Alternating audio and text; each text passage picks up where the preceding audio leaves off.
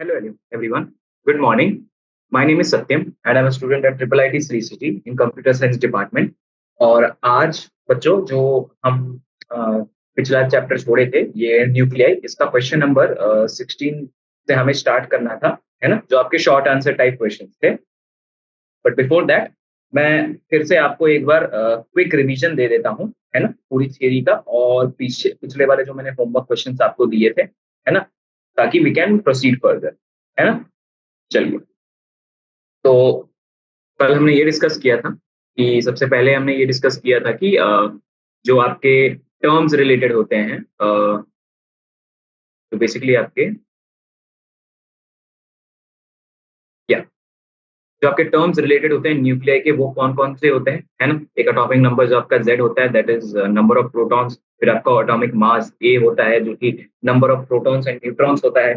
Then we discussed about the nuclear size, जो कि R equal to R not A to the power 1/3 होता है, जहाँ पे आर नॉट आपका 1.1 into 10 to the power -15 metre होता है, जिसको हम एम्पेरिकल कांस्टेंट भी बोलते हैं, है ना। ये एक इंपॉर्टेंट मैंने आपको मार्क कराया था, राइट।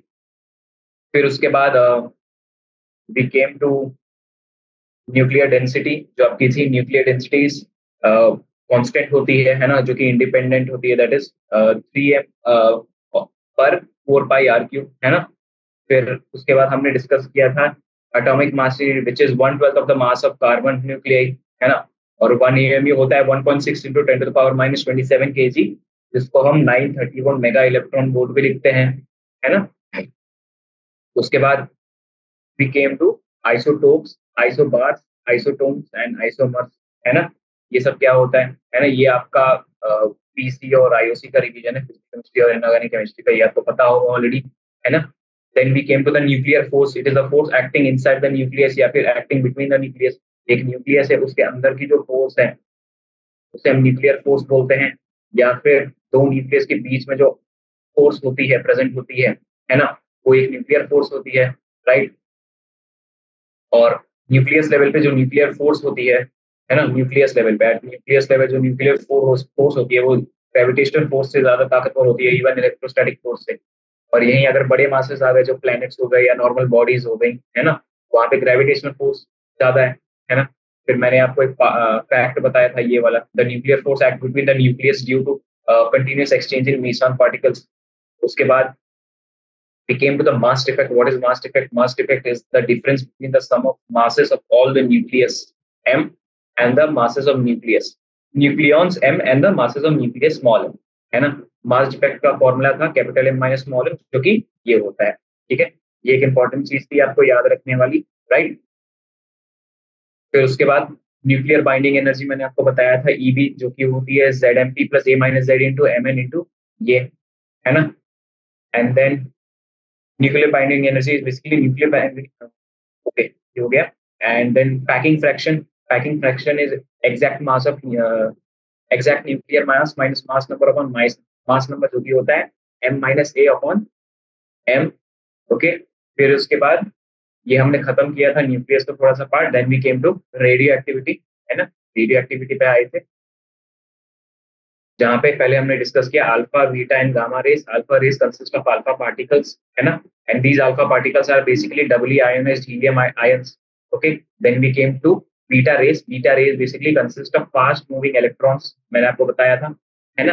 फिर उसके बाद हमारे गामा रेस आए थे। गामा रेस पे क्या होते हैं? गामा रेस बेसिकली आपके इलेक्ट्रोमैग्नेटिक वेव्स होते हैं, है ना, वेव्स, सॉरी, वेव्स, फाइन।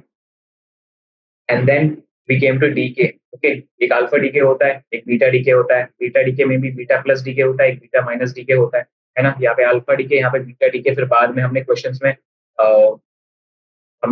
बाद में हमने बीटा प्लस और बीटा माइनस भी किया था। ओके, फिर उसके बाद again most important radioactive decay law आया था, है ना, रदरफोर्ड और सॉडी का। That is rate of disintegration, जो कि -dn/dt होता है, that is proportional to n, है ना। और यहाँ पे प्रोपोर्शनैलिटी हटाने के लिए हम एक कांस्टेंट डालते हैं लैम्डा, जिसको डी के कांस्टेंट बोलते हैं। ओके, इसको हम डी के कांस्टेंट बोलते हैं, राइट।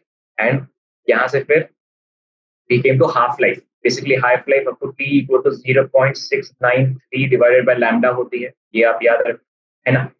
अगर आप केमिकल काइनेटिक्स में जाओगे जो फिजिकल केमिस्ट्री में होता है, तो ये फर्स्ट ऑर्डर रिएक्शन का होता है ना। Radioactivity is your basically first order reaction, है ना। तो अगर आपने केमिकल काइनेटिक्स के फर्स्ट ऑर्डर रिएक्शन पढ़ रखे हैं, then this is very fine. And then we come to average life. Average life life को हम टाउ से रिप्रेजेंट करते हैं। Tau is basically 1 upon decay constant, है ना, लैम्डा, फाइन।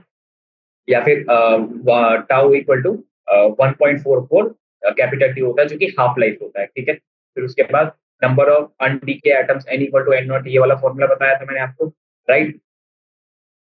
फिर इसके बाद वी केम टू एक्टिविटी, जो कि ये minus D N by D T होती है। फिर ये फॉर्मूला मैंने आपको दिया था, है ना। फिर मैंने आपको बोला था कि आप nuclear fission, nuclear fusion, nuclear reactor basically, है ना, और ये थर्मोन्यूक्लियर रिएक्शन टेक्स्ट बुक से पढ़ के, ठीक है। तो ये मोटी मोटी आपकी थ्योरी मैंने कवर कर दी थी कल पिछले क्लासेस में। And we also discussed the questions also, है ना। तो क्वेश्चन हमने लगाए थे, वो मैंने क्वेश्चन भी आपसे डिस्कस किए थे, राइट। क्वेश्चन भी मैंने आपसे डिस्कस किए थे। अब हम आगे ये होमवर्क क्वेश्चन एक बार देख लेते हैं, है ना। यहाँ पे मैंने मार्क नहीं किया, बट मैं एक दो यहाँ पे ग्राफ वाले बेसिकली आपको यहाँ पे करा देता हूँ, ठीक है। यहाँ से क्वेश्चन नंबर 10 से मैं आपको करा देता हूँ, जो कि मैंने एक बार आपको देखने को कहा था, है ना। जस्ट ड्रॉ,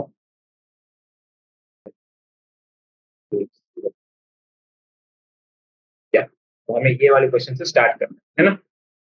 होमवर्क दिया था, फिर वेरी शॉर्ट में फिर से समझा देता हूँ, and then will move to the rest of the question, ठीक है। ओके, तो यहाँ पे मुझे डायग्राम ड्रॉ करना पड़ेगा, है ना। Let us draw the diagram, right. 10th question में, है ना, 10th क्वेश्चन में ये दे रखा है, let us draw this, okay. एक तो आपका ये ए है, राइट, दिस इज ए, ये ऐसे डीके हो रहा है, एंड दिस इज बी, ऐसे डीके हो रहा है, ये ऐसे ही जा रहा है, आप मान लेना, ठीक है। This is D N by D T, जो कि यहाँ पे है, और ये यहाँ पे टाइम के रिस्पेक्ट, ठीक है। So they are asking which of the following statements is true. Fine, which of the following statements is, तो हमें पता है according to Rutherford Torrey law, जो minus D N by D T होता है, that is proportional to N, है ना, that is proportional to N, है ना। और यहाँ पे हम देख रहे हैं कि जो ए है वो ज्यादा डीके जल्दी कर रहा है ना, और डी हमारा कम देरी से डीके कर रहे हैं। और यहाँ पे मैं मान लेता हूँ एक पॉइंट पी है, ठीक है, एक पॉइंट पी है जहाँ पे दोनों की डीके जो है बेसिकली वो सेम है। डीके रेट जो है, जो कि minus D N by D T है, तो बेसिकली सेम है इस पॉइंट पे, ठीक है। तो एक तो ये भी चीज हमने नोटिस करी, और ये है कि decay of A is greater than decay of B. समझ में आई ये बात। तो इस हिसाब से हमारे जो ऑप्शन सी और ऑप्शन डी है, that are correct option. Fine, fine, चलिए अब यहाँ पे आते हैं हम वेरी शॉर्ट, है ना। चलो वेरी शॉर्ट, ओके, चलो वेरी शॉर्ट में 11th वाले सबसे पहले, है ना। यहाँ पे हमें दे रखा है हीलियम 2 3, है ना, और यहाँ पे हीलियम 1 3, राइट। एक हीलियम 2 3 दे रखा है, और एक हीलियम 1 3 दे रखा है। तो यहाँ पे देखो, यहाँ पे बेसिकली सबसे पहले अगर हम हीलियम 2 3 को देखें, हीलियम 2 3 में क्या है कि इसके पास 2 प्रोटॉन्स है ना, यहाँ पे 2 प्रोटॉन्स हैं, और यहाँ पे एक न्यूट्रॉन है ना। सही बात है, यहाँ पे 2 प्रोटॉन्स हैं एंड 2 न्यूट्रॉन्स, है ना, फाइन। और फिर यहाँ पे हीलियम 1 3 में क्या है, यहाँ पे एक प्रोटॉन है, एक एक प्रोटॉन है, और यहाँ पे 2 न्यूट्रॉन्स है, ठीक है। अब देखो, यहाँ पे 2 प्रोटॉन्स हैं, यहाँ पे एक प्रोटॉन्स है, यहाँ पे प्रोटॉन प्रोटॉन का रिपल्शन होगा, है ना। यहाँ पे प्रोटॉन प्रोटॉन का तो रिपल्शन होगा, राइट, और यहाँ पे प्रोटॉन प्रोटॉन का रिपल्शन नहीं होगा, ठीक है। इसलिए binding energy of helium 1 3 is greater then that of binding energy of helium 2। ठीक है, this is my answer. Fine, ये 13.11। फाइन, ओके, चलो फाइन। अब यहाँ पे फिर 13.12, ठीक है, 13.12 पे आते हैं। 13.12 ट्वेल्थ वाला, ट्वेल्थ वाले में हमसे क्या पूछा है?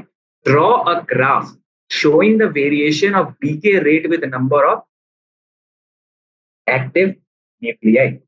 ठीक है, तो ऐसे आप लिखोगे, है ना, अकॉर्डिंग टू रदरफोर्ड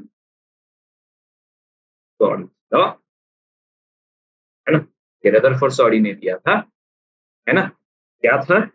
ये rate of disintegration dn minus dn by dt is directly proportional to number of active nuclei। ठीक है, इसको हटाने के लिए हमारे पास क्या था? एक डी के कॉन्स्टेंट लैम्डा, तो minus D N by D T basically हमारा क्या था? लैम्डा एन के बराबर। सही बात है ना, minus D N by D T क्या था? लैम्डा एन के बराबर। ओके, तो अब अगर मैं इसको इसका वो बेसिकली इसका ग्राफ बनाने को कह रहा है, ठीक है, इसका ग्राफ बनाने को हमसे कह रहे हैं, तो बहुत आसान ग्राफ है। ये minus Y equals to M X दिखा रहा है, यानी कि Y equals to minus M X, Y equal to minus M X, मतलब यहां से आएगा। और अब फर्स्ट क्वाड्रेंट यहाँ पे तो वो नेगेटिव बनाने की कोई जरूरत है ही, तो ग्राफ ऐसे आएगा, ऐसे, राइट, ऐसे आएगा, जहां पर this is my D N by D T X and this is my N X. ठीक है, so this is my graph. ठीक है, ये 13.12। ठीक है, आई होप ये आपको समझ आ गया। फाइन, ओके, चलो, now let us come to the next question, 13 वाला। ओके, अब हम आते हैं 13 क्वेश्चन। ओके, 13 क्वेश्चन क्या कह रहा है? विच सैंपल ए और be shown in figure is has a shorter has a has a shorter mean life, has a shorter mean life. ठीक है, देखो ग्राफ यहाँ पे अगर मैं कहूं, एक ये है, एक ये है, ठीक है, इग्नोर द डायग्राम, है ना, मेन ग्राफ आपको दिख रहा है, वैसे थोड़ा सा खराब बन गया। ये माइनस डी, ये D N by D T है, ठीक है, और ये टी है, राइट। देखो, तो पहले क्या था इस ग्राफ में? इस ग्राफ के हिसाब से पहले हमें क्या देख रहा है? At T equal to zero, T equal to zero पे देखो, यहाँ पे देखो, दोनों का सेम है ना, तो D N by D T of A is equal to D N by D T of B. ये सही है ना, ये सही है। Now as D N by D T, D N by D T क्या होता है? D N by D T होता है माइनस लैम्डा एन, है ना, माइनस लैम्डा एन, है ना, तो N not of A is equals to N not of, ठीक है, यहां से। ओके, अब मान लेते हैं किसी टाइम टी पर, T equal to time T equal to T पर, ठीक है, हमें क्या दिख रहा है? हमें ये दिख रहा है D N by D T, यहाँ time T, T time, D N by D T, dn by dt of A is greater than that of dn by dt of B। है, इसका मतलब hence lambda a n a equals to lambda b n b। Okay, N A यहां से बड़ा हो गया N B से, सही बात है। This means lambda b is greater than lambda a, correct। Rate of B is lower, rate of B is lower, है ना, रेट ऑफ बी हमारा स्लो है, ठीक है। That means average life tau जो होता है वो होता है हमारा 1/लैम्डा। यहाँ से ये पता चलता है कि tau of A is greater then tau of, ये यहाँ पे एक गलती है, ये बी, फाइन, चलो, okay, I hope this is clear, है ना। एंड 14th वाला, ये तो 13th क्वेश्चन था, है ना, थोड़ा उस टाइप का, है ना। 14th क्वेश्चन अगेन, ये आपने कर दिया था, ये मैंने 15th क्वेश्चन पे आप इन क्वेश्चन आपका 15, ठीक है। क्या है? Pair annihilation, an electron and a positron destroy each other to produce gamma radiations. How is the momentum conserved? ठीक है, देखो, basically in pair annihilation, an electron and a positron and a positron destroy each other to produce two photons, ठीक है, two photons move in opposite direction. बस भाई यहाँ से एक आ रहा है, ठीक है, एक यहाँ से जा रहा है, ठीक है, एक बेटा यहाँ से आ रहा है ना।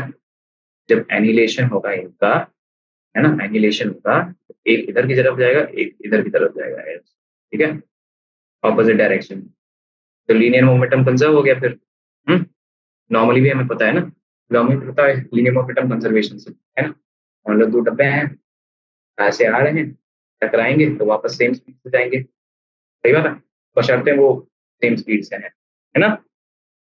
चलो ठीक है, तो ये हो गया आपका 15th क्वेश्चन। ठीक, now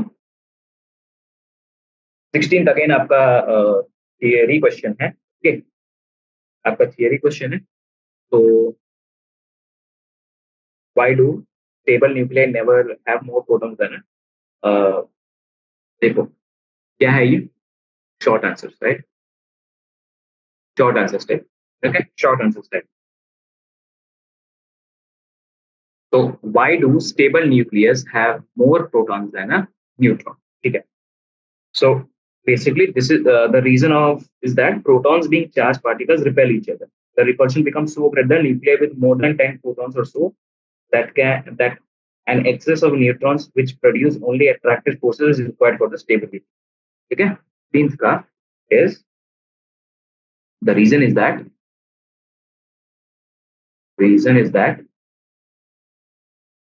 protons being charged particles repel each other. Okay, repel each other. This repulsion becomes comes so great in nuclei with more than 10 protons. Nuclei more than 10 protons. Fine. Next. अब 17th question भी आपका ऐसा ही है, ठीक है। तो आप ये कर लेना, इसका answer basically 17th question, diagram इसका ड्रॉ कर देता हूँ। This is number of protons, atoms, sorry, number of atoms, this is time, ठीक है। तो this is A, okay, this is B, this is A, okay। 17th question है आपका, fine. Again, 18th again is a theory question, fine। Oh, okay, 18th question, तो 18th question पढ़ो। 18th question में क्या है, a piece of wood from the ruins of an ancient building was found to have carbon-14 activity of 12 disintegrations per minute per gram of its carbon content, ठीक है।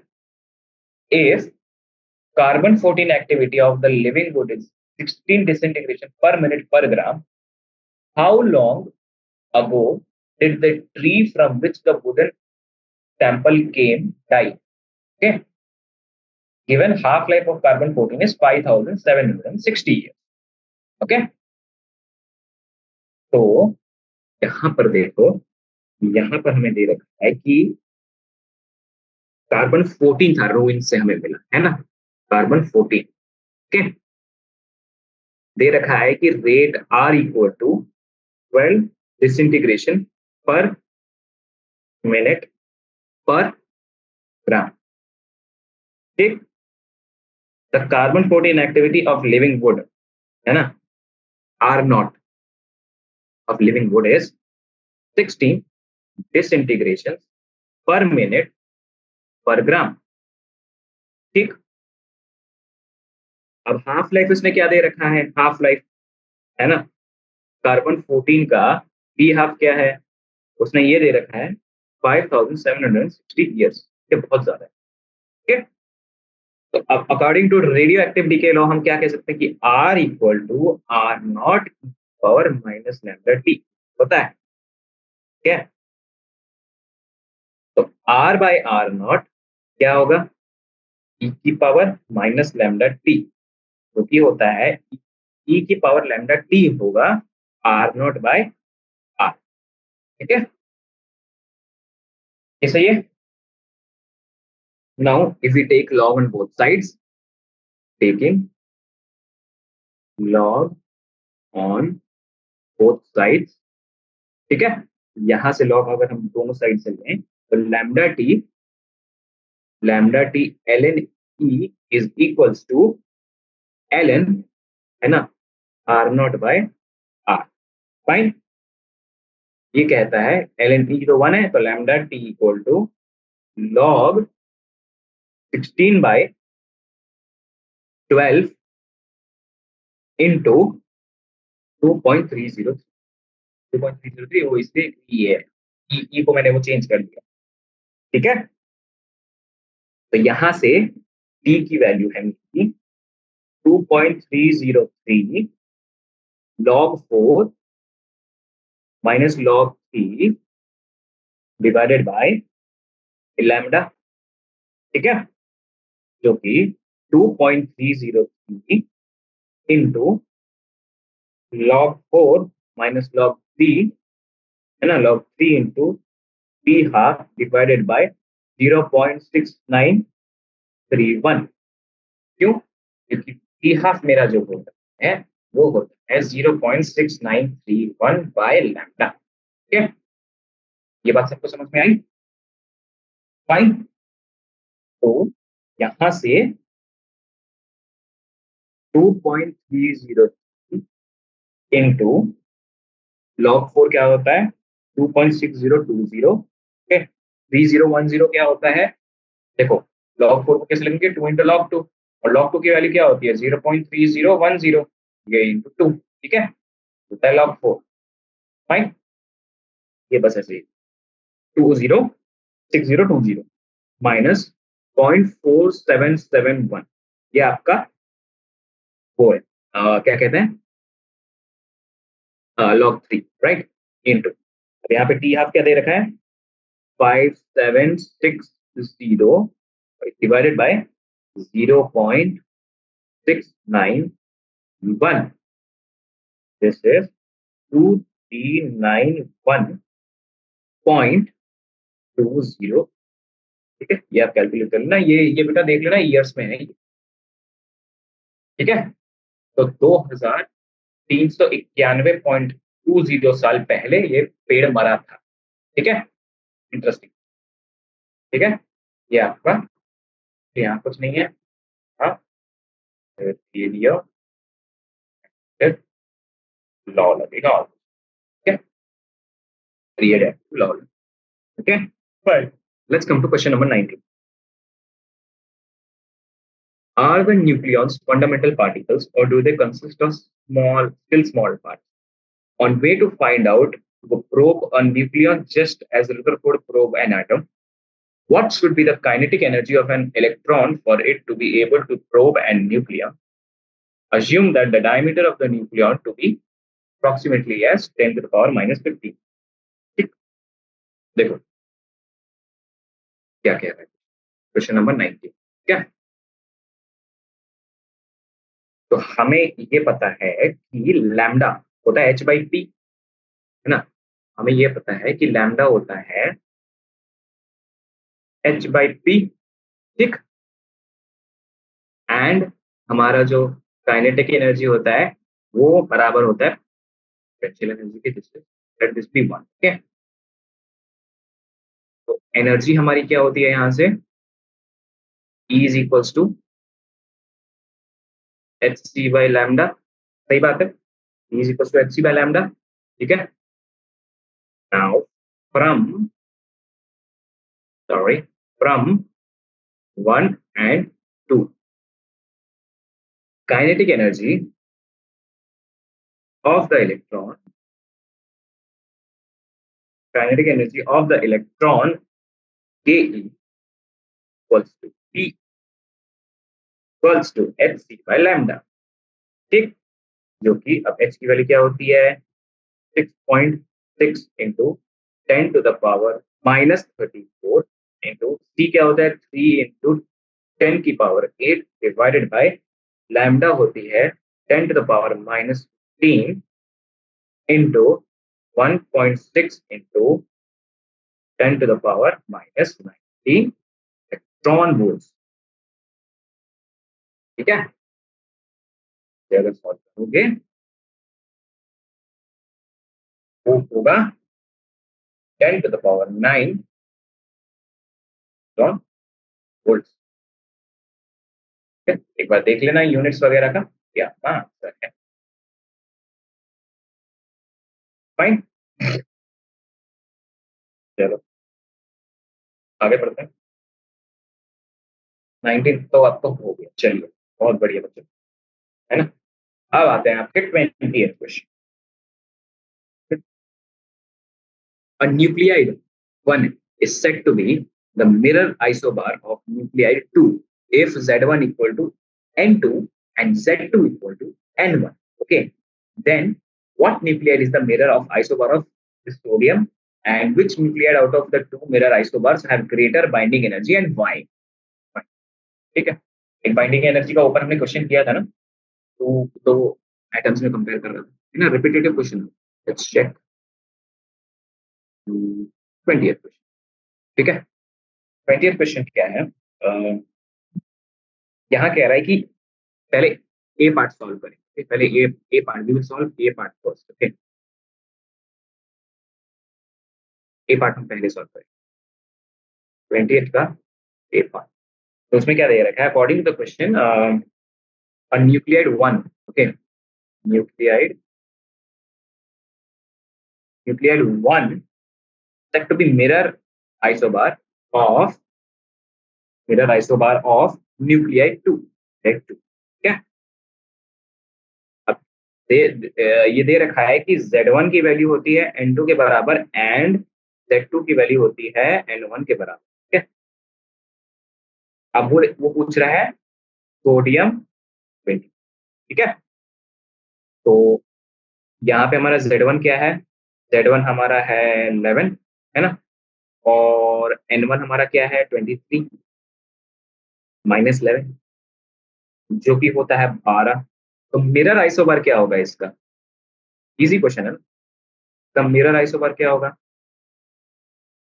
इसका mirror isobar है Z2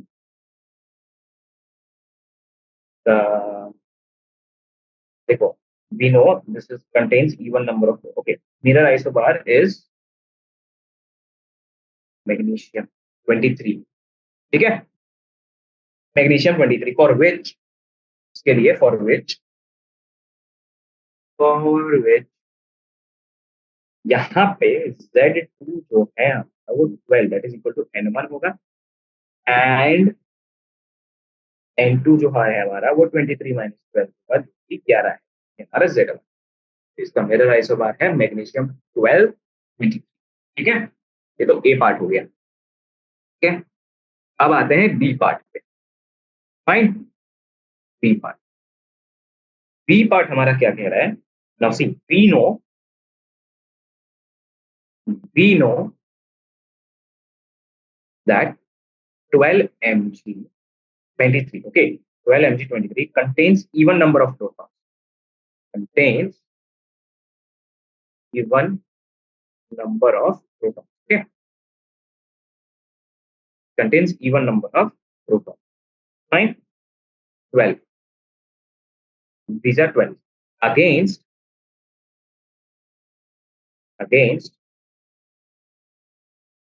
sodium 11 23, ठीक है। Which has odd number of protons, ठीक है, इसके odd number है, हैज ऑड नंबर, है ना, इसके पास कितने प्रोटॉन्स हैं, 11, ठीक है, therefore Mg1223 has greater binding energy has greater binding energy than Na11, nuclear nuclear पैर होता है ना, तो यहाँ पे तो इसके इवन है तो सब हो गए, बचा यहाँ यहाँ एक बच जाएगा, 10 तो हो जाएंगे पेयर, लेकिन यहाँ पे एक बच जाएगा, है ना, तो सबसे ज्यादा बाइंडिंग एनर्जी यहाँ पे है आपके जो Mg1223 है, ठीक है, तो आई hope this is fine. 20th question दिया पढ़ना, ओके, चलिए, तो सबसे मैंने यहाँ पे आपके लिए एक क्वेश्चन ये मैंने आपके लिए रखा था, है ना, ये तो होमवर्क, है ना, चलिए अब आते हैं आपके long answer type, fine, long answer type, चलिए लॉन्ग आंसर टाइप क्वेश्चन, ठीक है, लॉन्ग आंसर टाइप आपका 21st question, fine.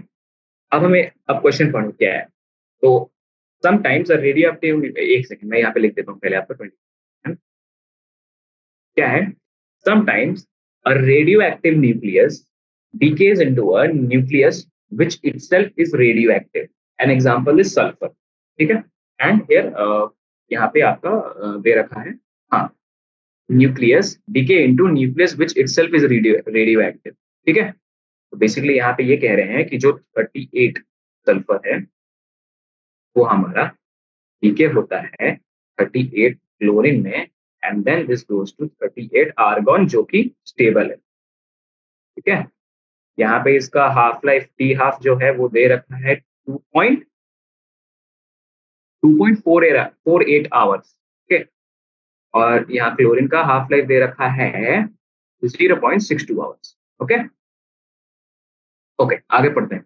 assume that we start with this, okay, we are starting with this 1000 nuclei at time t equal to 0, the number of 38 chlorine is of count 0 at t equal to 0 and will again be 0 at t equal to infinity, ठीक है, starting में भी 0 हो जाएगा, देखो t equal to 0 पे जो S38 है वो बेसिकली 1000 न्यूक्लियाई होंगे उसके, ठीक है, और ये कह रहा है कि नंबर ऑफ 38 क्लोरीन, ठीक है, जो 38 क्लोरीन है उसका काउंट पहले t इक्वल टू 0 पे तो 0 ही रहेगा, फिर t इक्वल टू इंफिनिटी पे भी इंफिनिटी ही रहेगा, सॉरी 0 ही रहेगा, ठीक है, तो यहाँ पे t इक्वल टू 0 पे उसने क्या कहा, t इक्वल टू 0 पे 1000 होगा काउंट, इसका 38 सल्फर का, ठीक है, और t इक्वल टू 0 पे आपका 38 क्लोरीन का जो काउंट होगा वो 0 होगा, and at t equal to infinity पर भी 38 क्लोरीन जो है आपका वो 0, ठीक है, तो पहले बनेगा फिर खत्म, ठीक है, ओके, नाउ ये पूछ रहा है at what time t would be the counts be maximum, वो बेसिकली शायद मुझे ये लग रहा है उसने स्पेसिफाई नहीं किया, लेकिन मुझे ये लग रहा है कि वो क्लोरीन का ही काउंट्स कितने मैक्सिमम किस टाइम, ठीक है, ये क्वेश्चन है, फाइन, ओके, चलिए, तो यहाँ पे आते हैं, है ना, थोड़ा सा इसको हटाता हूं मैं, है ना, नाउ सी लेट, अब यहाँ पे ऐसे लिखेंगे late n1 and n1 and n2 represent the numbers of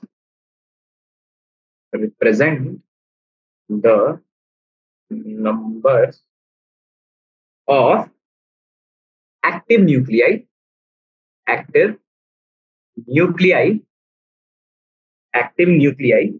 of 38s and 38 chlorine, ठीक, 38s and 38 chlorine respectively ठीक है, रिस्पेक्टिवली लिखना जरूरी है at time T, at T equal to T. ठीक, if lambda one and lambda two जो है हमारी डी के कॉन्स्टेंट है ना, वो मान लो डी के कॉन्स्टेंट है हमारे, मैं ऐसे लिख रहा हूँ, ठीक है, डी के constant of S38 and chlorine 30। ठीक है, तो यहां से हमारा क्या आएगा देखो, तो यहां से देखो, पहले मैंने क्या बोला, मैंने ये बोला कि N1 और N2 हमारे रिप्रेजेंट करेंगे number of active nucleus of S38 and chlorine 38।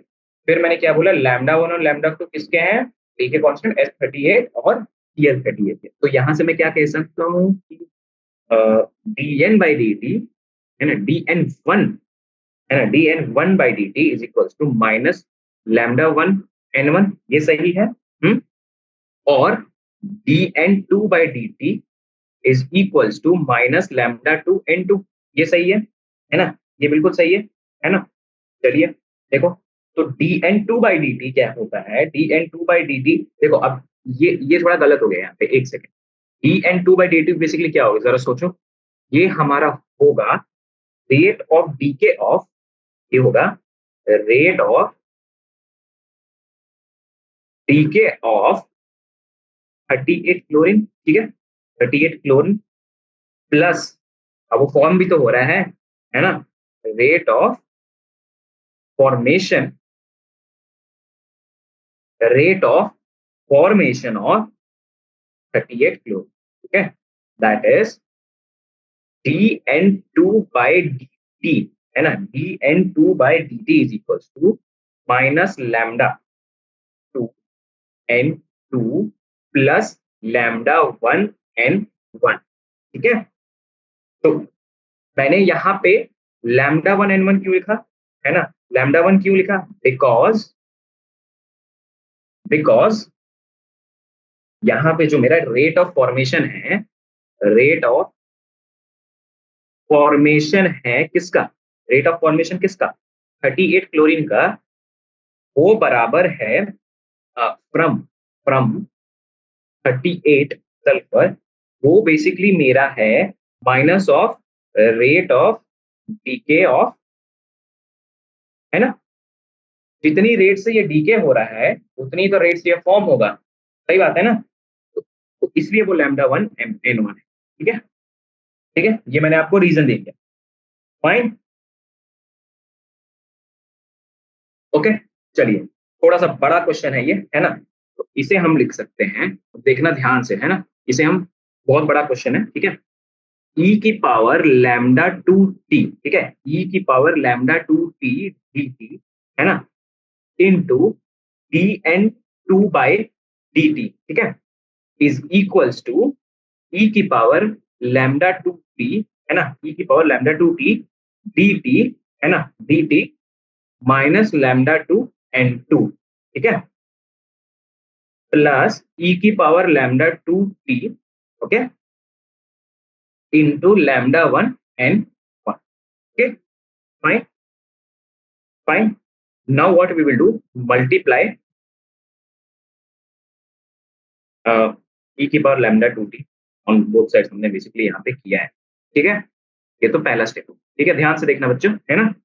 अब आता है ई की power lambda two t, e की पावर लैम्डा टू टी, है ना, ई की power lambda two T D N two, है ना, D N two is equals to minus lambda n two, है ना, माइनस लैम्डा एन टू ई की पावर, यहाँ पे आएगा lambda two T D T, है ना, lambda two T D t plus, है ना, प्लस लैम्डा वन, है ना, lambda two N to, okay, ये लैम्डा वन ई की power lambda two T D T, ये होता है इंटू एन नॉट ई की power minus lambda one T, okay, sorry, minus lambda one T, ठीक है, क्योंकि यहाँ पे जो बेसिकली मेरा N1 था वो एन नॉट ई की पावर माइनस लैम्डा टी है, क्या, ओके, फाइन।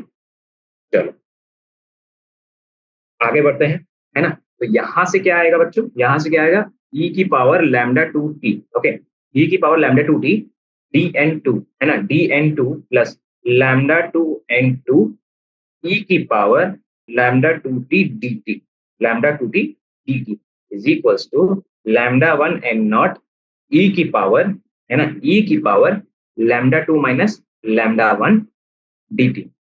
ठीक है, इसको मान लो इक्वेशन 1। ठीक है, अब क्या करेंगे, इंटीग्रेशन। ठीक है, integrate, integrate on both side. ठीक है, ऑन बोथ साइड। ठीक है, इंटीग्रेट ऑन बोथ साइड। तो यहां से क्या आएगा, integration of, integration of E की पावर लैम्डा 2t, ई की power lambda 2t D N two plus, ठीक है, plus lambda 2 N two, integration of E की पावर लैम्डा 2t dt। ये तो एक साइड आ गया, ये बराबर होगा तुम्हारे lambda 1 N naught integration of E की power lambda 2 minus lambda 1 of T. ठीक है, पहले हमने ये सब किया, ठीक है, फिर उसके बाद हमने इंटीग्रेशन, फाइन, इंटीग्रेशन किया। ओके, ओके, ओके, चलो अब यहां से, अब देखो यहां से इंटीग्रेट किया तो एलएचएस हम लिखते हैं, एलएचएस हमारा आएगा एन टू ई की power lambda 2t, N two, N two ई की पावर लैम्डा 2t, है ना, की power lambda 2t minus N two lambda 2, N two lambda 2 into integration of E की पावर लैम्डा 2t, ई की power lambda 2t dt, okay, dt, okay, plus lambda 2 n2, okay, lambda 2 n2 integration of, integration of E की power lambda 2t dt। ठीक है, lambda 2t, इसकी value होगी lambda 1 N not, है ना, divide by ये दूसरे साइड का integration upon lambda 2 minus lambda 1, lambda 2 minus lambda 1 into E की power lambda 2 minus lambda 1, lambda 1 T plus T. इस साइड का इंटीग्रेशन तो पता है आपको, है ना, इस साइड का इंटीग्रेशन तो हो गया। चलो, अब उसने क्या कहा था कि अब इसको थोड़ा सा मैं और सिंप्लीफाई हम कर सकते हैं, ऐसे कर सकते हैं कि एन टू ई की पावर लैम्डा 2t, है ना, एन टू ई की पावर लैम्डा 2t, ये बराबर होगा हमारे लैम्डा 1 एन नॉट, है ना, divided by lambda 2 minus lambda 1, ठीक है, इनटू ई की power lambda 2 minus lambda 1 into T plus, ठीक है, प्लस सी। यहां से अब ये कह रहा था कि t इक्वल टू 0 पे हमारा n2 0 था, है ना, n2 हमारा 0 था, तो यहां से मेरी c की जो वैल्यू होगी वो minus lambda 1 N naught divided by lambda 2 minus lambda 1। ठीक है, ठीक है, देखो, देखो, ये इसको 3 मानो तो 2 मानो, ठीक है, तो इक्वेशन 2। ठीक है, तो from equation 2 and 3, from 2 and 3, change from 2 and 3, n2 e की power lambda 2t, okay, this is equal to lambda 1 n naught divided by lambda 2 minus lambda 1, lambda 1, lambda 2 minus lambda 1 into e की power lambda 2 minus lambda 1 t minus 1। ठीक है बच्चों, ये आ गया। फिर इसको हम ये लिख सकते हैं, यहाँ से n2 हमारा मिल गया finally, lambda 1 n naught divided by lambda 2 minus lambda 1 into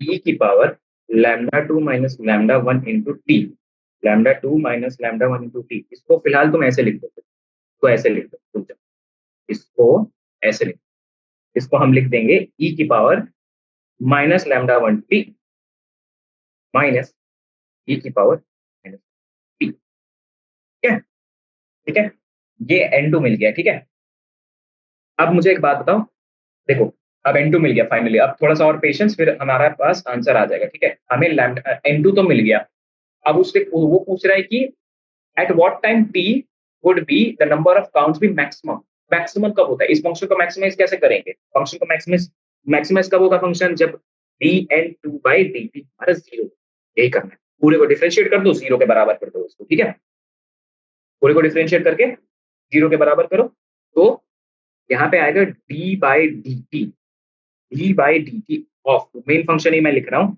ई की power minus lambda one T minus E के power minus lambda two T. ठीक है, ये बराबर है हमारे जीरो के। तो ई की power minus lambda one T है ना, ई की power minus lambda one T into minus lambda one minus E की power minus lambda two T, sorry, into minus lambda two. Differentiation सही है, बिल्कुल सर सही है। ठीक है, तो यहाँ से lambda one by lambda two मैं डायरेक्टली लिख रहा हूँ, lambda one by lambda two हमारा होगा ई की power minus lambda two T divided by E की power minus lambda one T.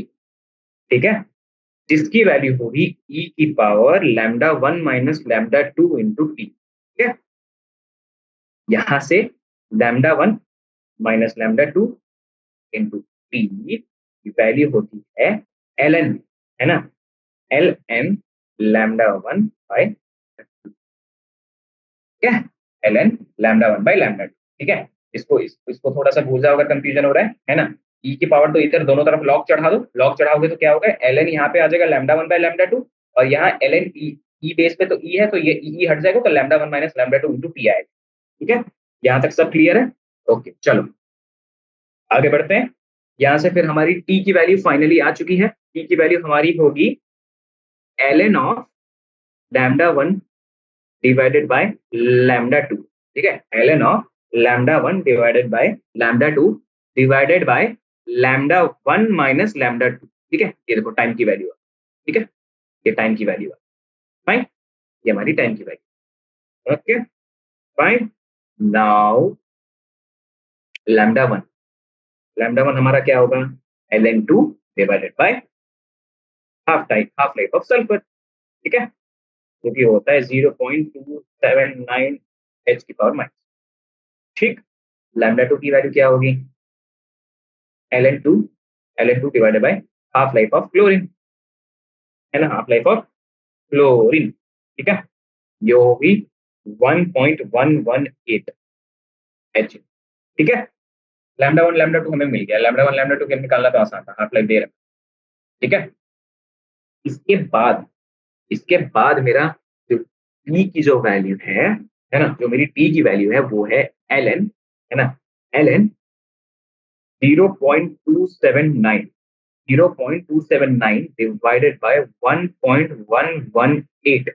ठीक है, 1.118 डिवाइडेड बाय 0.279 0.279 इंटू 1.118। फाइन, ये थोड़ा आप मैथमेटिक्स कर लेना, मैं आपको सीधा टाइम टाइम है आपका 1.65 एच एच मतलब आवर, ये आपकी फाइनल। इतने टाइम पर जो काउंट होगा क्लोरीन 38 का वो मैक्सिमम होगा इस टाइम पे, जब 1.65 आवर्स। ठीक है, 1.65 आवर्स जब हो जाएंगे तो इतना आपका मैक्सिमम काउंट आएगा क्लोरीन। ठीक है, चलो, तो काफी लंबा क्वेश्चन था बच्चों, है ना, काफी लंबा क्वेश्चन था। इसको मैं, और ज्यादा कैलकुलेशन भी थी और थोड़े से कंसेप्ट भी थे थोड़े इधर उधर वो करने के, है ना।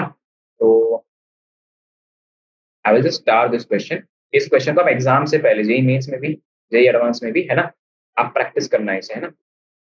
इस क्वेश्चन को आप प्रैक्टिस कर लेना, इसमें मल्टीपल स्टार्स में डाल दो। ठीक है, दिस इज मोस्ट इंपॉर्टेंट। ठीक है, दिस इज मोस्ट फाइन। काफी लेंथी क्वेश्चन भी था, काफी कैलकुलेशंस भी थे इसमें, है ना। थोड़ा सा इधर उधर गलती कैलकुलेशन में और फिर आपका पूरा क्वेश्चन गलत हो जाएगा। फाइन, ठीक है, तो काफी लंबा लंबा यहाँ पे इंटीग्रेशन वगैरह भी हमने किया। ठीक है, पहले कंसेप्ट मैंने आपको समझाया कि क्या था। फाइन, लेकिन ठीक है, it was worth it. Okay fine, तो मैं एक और काम करूंगा कि आपको नेक्स्ट क्लास में मैं ये क्वेश्चन फिर से समझा दूंगा। थोड़ा सा कंफ्यूजन अगर किसी और को हो ना, तो ये क्वेश्चन मैं आपको फिर से समझा दूंगा अगली क्लास में। ठीक है, and we will be moving forward with the other question, जो बाकी के हमारे क्वेश्चन बचे हैं, क्योंकि लॉन्ग आंसर्स बहुत बड़े बड़े हैं, है ना। तो हो सकता है कि पूरी क्लास में हमसे हो सकता है कि दो तीन क्वेश्चन ही है, लेकिन पैनिक नहीं करना है, we will go as per the pace. ठीक है, कोई दिक्कत नहीं। फाइन, तो ये आपका टी इक्वल टू 1.65 आवर्स था। ठीक है, नाउ आपके 22 then you have your 23, then we have your 24th question, then we have our 25th question. ठीक है, एंड 26 भी है हमारा, है ना, 26 भी है, तो ज्यादा नहीं, एक दो क्लास और लगेगी, फाइन। तो इस क्लास में we have just done this question, है ना, एंड प्रीवियस जो आपके थे, जो मैंने होमवर्क दिए थे, है ना, एक मैंने यहाँ पे आपको ये 19th क्वेश्चन होमवर्क किया है, फाइन। एक आपको ये 19th क्वेश्चन मैंने होमवर्क दिया है, बाकी मैंने ये आपको शॉर्ट आंसर्स अच्छे से करा दिए हैं। I hope this all are clear, है ना। इसके पहले भी जो हमारे वेरी शॉर्ट आंसर्स थे, है ना, ये आपको ग्राफ वाले मैंने करा दिए हैं, है ना, और ये आपके ग्राफ वाले मैंने करा दिए। 10 एंड देन 10 से लेकर के हमने यहाँ पे 20 तक किया, है ना। 10 क्वेश्चन ये हमने किए और फिर ये वाला क्वेश्चन आज हमने किया है, fine. So next class we will be discussing your this question again. If you have any doubts, है ना, 22, 23, 24, 25 and 26. We'll wrap up with your this question. Okay, ठीक है।